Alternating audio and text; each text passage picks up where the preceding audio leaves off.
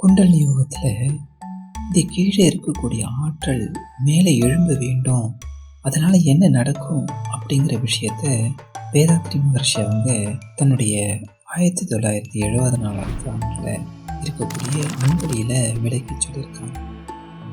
மனம் இந்த மூலத்தை அடையணும் அப்படிங்கிற ஆசையில் தான் எப்பொழுதும் இருந்துக்கிட்டே இருக்கும்.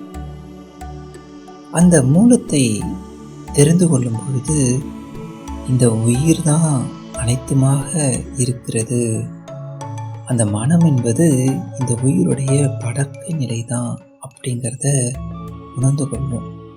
அந்த உயிர் நிலையை உணரணும்னு சொன்னோம்னா அதற்கு மனதை அடக்கி பழக வேண்டும்.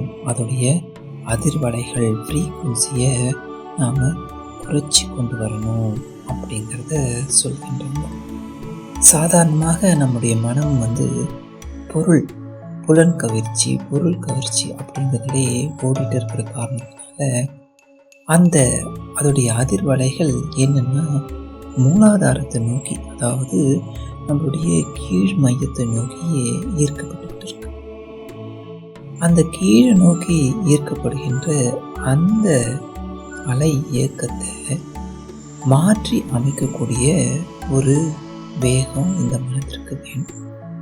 அந்த இயக்க வேகத்தில் ஏற்பட்ட ஒரு குறைபாட்டினை மனதை அடக்கி திருப்பி கொண்டு வருவது தான், அதாவது கீழே இருக்கக்கூடிய அந்த உயிராற்றலை மூலாதாரத்திலிருந்து நம்முடைய அறிவு கண், மூன்றாவது கண் அப்படின்னு சொல்லக்கூடிய ஆக்கினை மையத்தை நோக்கி கொண்டு வரக்கூடியது தான் இந்த குண்டலினி யோக பயிற்சி அப்படி என்பது.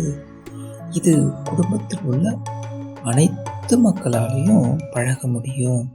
ஆண் பெண் என்ற வேறுபாடு இல்லை. இதற்காக எல்லாவற்றையும் துறந்து போகணுங்கிற அவசியமும் இல்லை.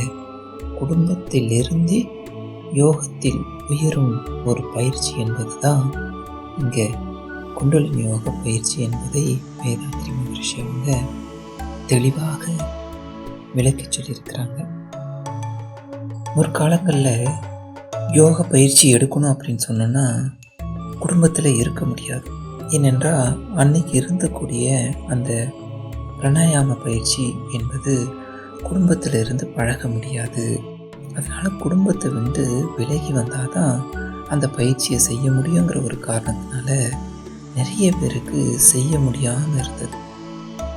இந்த முடியாத ஒரு தன்மையை மாற்ற வேண்டும் அப்படிங்கிறதுக்காக நிறைய நாள் ஆராய்ச்சி செய்து எப்படி இந்த தவ சக்தியை, அந்த உயிர் ஆற்றலை மூலாதாரத்திலிருந்து ஆக்கினை சக்கரத்துக்கு நேரடியாக கொண்டு செல்லக்கூடிய ஒரு எளிமையான வழிமுறை தான் இந்த குண்டலினி யோகம். ஆக்கினையில் நின்று தவம் செய்வது மூன்றாவது கண் அப்படின்னு சொல்லுவோம். அதுக்கப்புறம் துரியத்தில் செல்வது பிரம்மந்திரம் அப்படின்போம், பிரம்மரந்திரம் அப்படின்னு சொல்லுவோம், 1000 தழ் தாமரை அப்படிங்கிற மாதிரி சொல்லுவோம். அதையும் தாண்டி துரியாதீதம் என்ற ஒரு உயர்ந்த நிலை, அந்த பரம்பொருளோடு பரம்பொருளாக மாறி நிற்கக்கூடிய ஒரு சுலபமான வழி, அந்த வழியெல்லாம் ஏற்படுத்தி வேணுமென்ற அன்பர்களுக்கெல்லாம் அந்த ஆற்றலை மூலாதாரத்திலிருந்து ஆக்கினைக்கு கொஞ்சம் நேரத்தில் ஏற்றிவிட்டு, அதே நேரத்தில் எந்த ஒரு பக்க விளைவுகளும் இல்லாத அளவுக்கு சமன்பட்ட முறை ஆற்றலை சமன்படுத்தவும் தெரியணும். அதற்காக மூலாதாரத்திற்கும் வரவும் தெரியணும், மேல் நோக்கி செல்லவும் தெரியணும்.